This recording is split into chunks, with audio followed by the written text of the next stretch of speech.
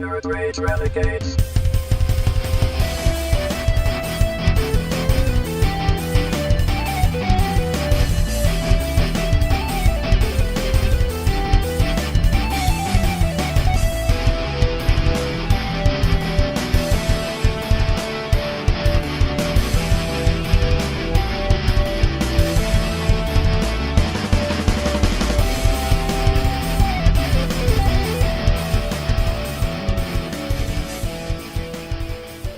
Ladies and gentlemen, we hope you're having a great week this week here in February. We hope you're not heavening in the streets, and we hope you're doing the Lord's work. We really do.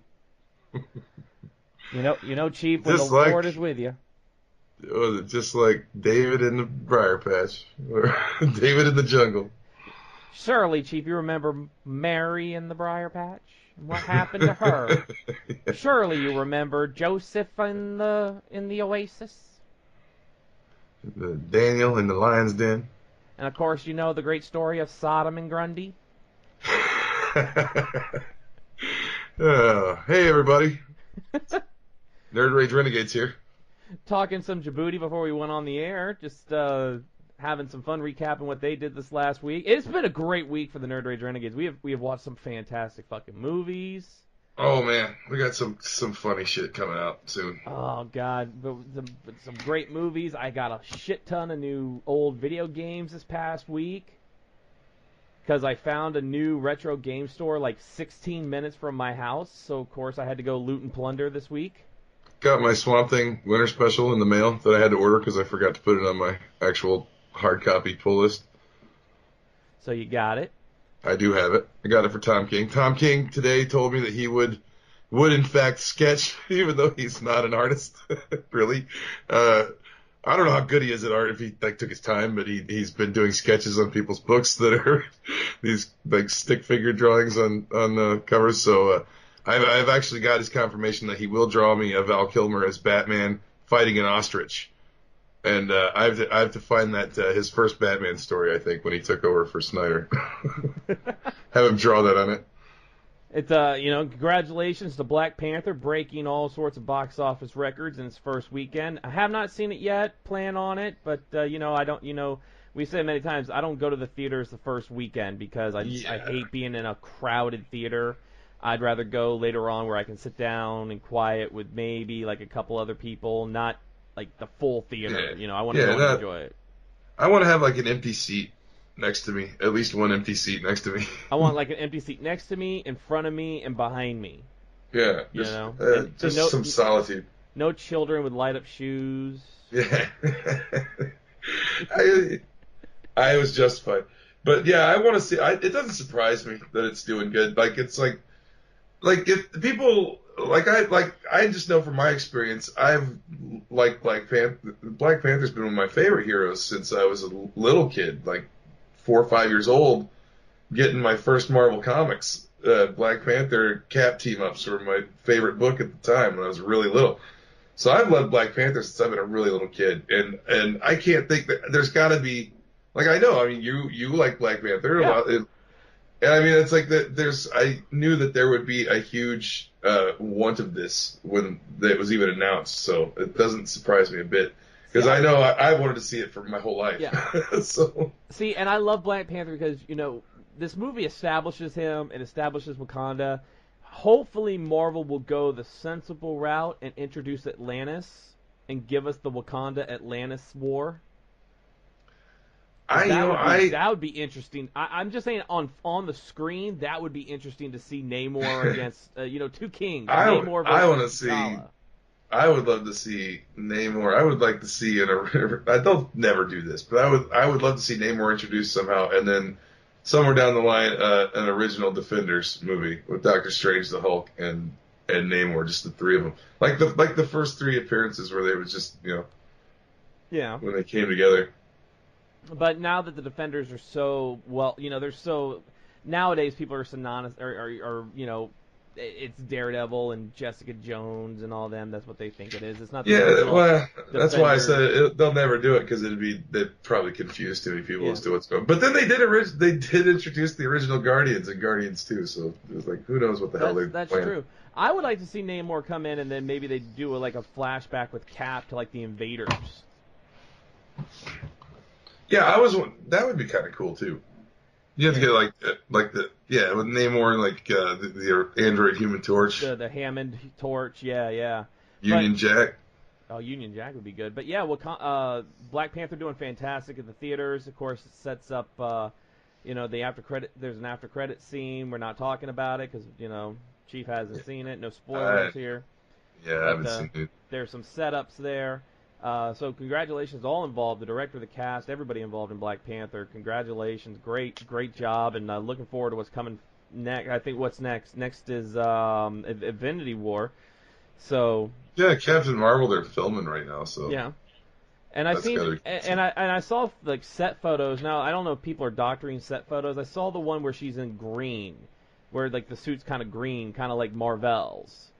And I like that if they do that, if they like start off with like the green as like a homage to Marvel, or even if Marvel is in the movie in some way, shape, or form. Yeah, I have not heard a bit of plot to that movie. I've only seen the one or two pictures from the set, but I haven't heard anything about what it's supposed to be like.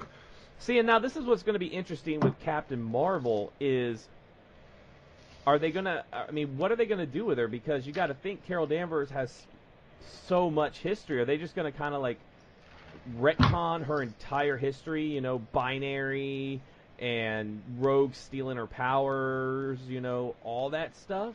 Well, I mean, look what they did with they pretty much did that with Spider-Man. I mean, they just kind of let you assume all his origin happened, and it just kind of got to it. Which that's the one thing that makes Spider-Man: Homecoming. Well, it's my favorite of all the Spider-Man movies, but one of the reasons it is because it jumps right to him. He's already been in Civil War. Yeah, he's already so Spider-Man. You jump right to him being Spider-Man, doing Spider-Man shit.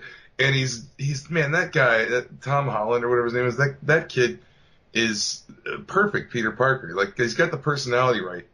And like I said before, I think I said it on the show, there's some scenes of that movie that look like they could have been right out of a Spider-Man comic book. Yeah. Like, where he's like just like hanging out on a fire escape eating a sandwich, like with his mask on.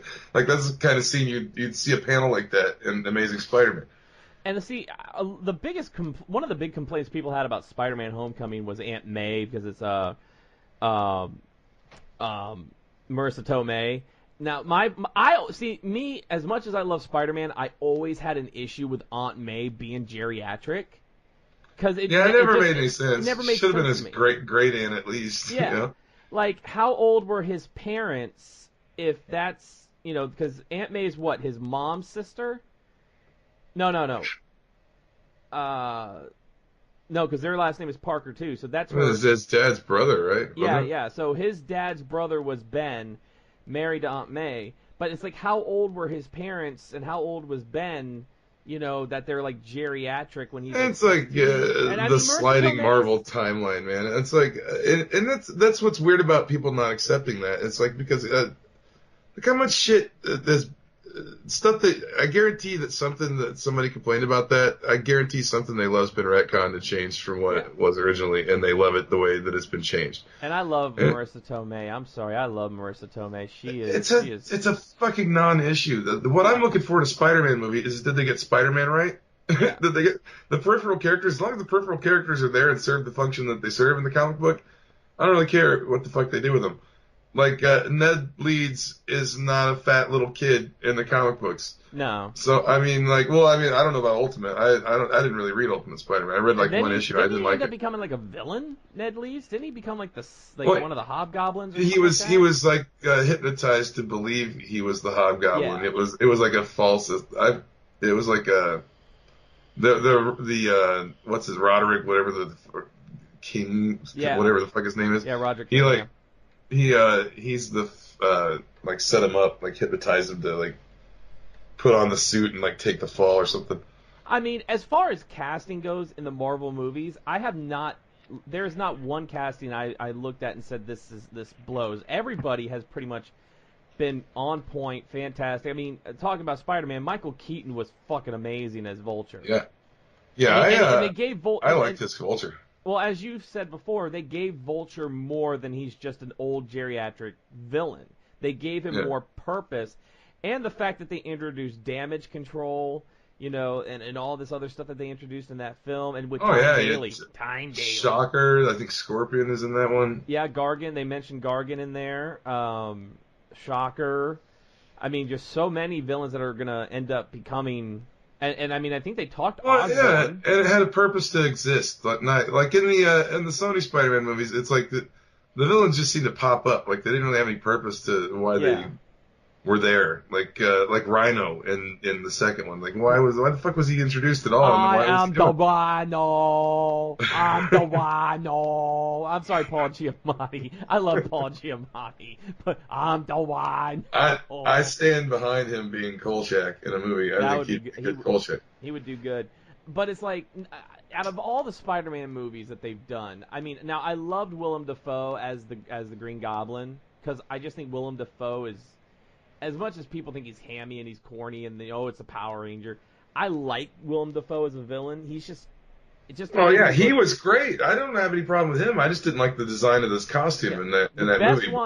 The best one was Alfred Molina as Doc Ock. Alfred Molina as Doc Ock was just fantastic. Yeah, the second Spider-Man is definitely the best of the three. And but I thought the thing about Willem Dafoe is I cannot believe he hasn't been cast as the Joker ever. I can't believe that he looks like the fucking Joker from the comic books with no makeup. He could just paint his face white. Yeah. He's done. He's done. Well, he's tall. Dye his hair green and put some red lipstick on him and paint his face white, and he's done. You don't even need to. He's tall. He's lanky, and he's got that look. Now I saw. He's got the Joker face. He's got a Joker smile naturally. I saw something today. I don't know if it's a joke or what, but somebody had put up an article that Tommy Wiseau is petitioning to be Joker in a movie. I would love that. Oh, hi, Batman. Oh, Batman, you're so funny. Oh, look, Batman, you invited all your Bat family. Good idea. Tommy was so laugh. I fall in back to chemicals and I don't care anymore. I'm fed up with this world. I'm fed up with this Gotham. You're tearing me apart, Gordon. You're tearing me apart, Harley. Batman. Oh, hi, babe. I revved the Harley. So sexily.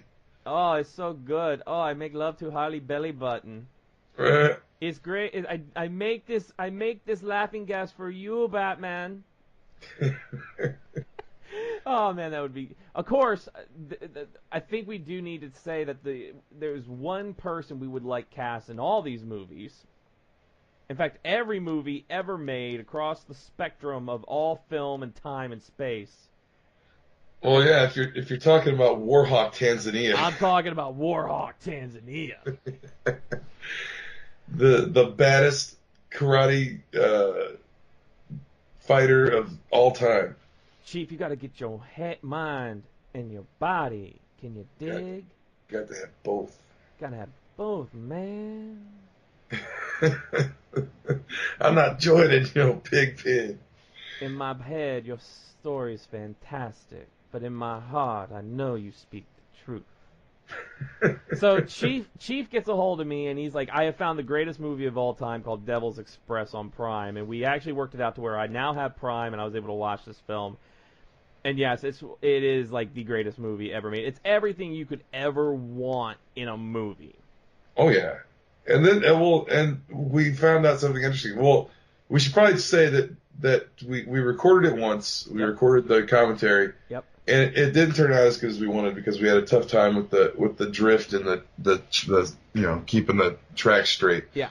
So we're still working on it because it's a little bit different with Prime than it is with the YouTube or any of the other ways we do it. Yeah. But so we were going to re-record it and we found out that there is another WARHAWK Tanzania movie that was out before that called Force 4 and the other title is Black Force.